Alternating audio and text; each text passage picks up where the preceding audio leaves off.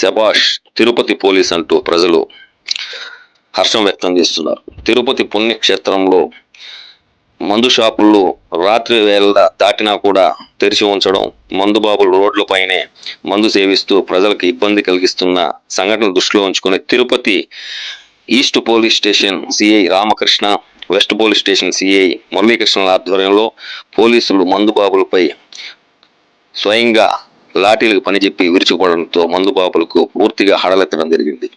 అటు తర్వాత 2 రోజులుగా తిరుపతి పట్టణంలో మందు షాపులు కరెక్ట్ టయానికి మూయడం, మందుబాబులు కనిపించకపోవడంతో ప్రజలు హర్షం వ్యక్తం చేస్తూ తరచూ ఈ విధంగానే పోలీసులు ప్రవర్తించాలని తిరుపతి పోలీసులకు ప్రజలు హర్షం వ్యక్తం చేస్తున్నారు.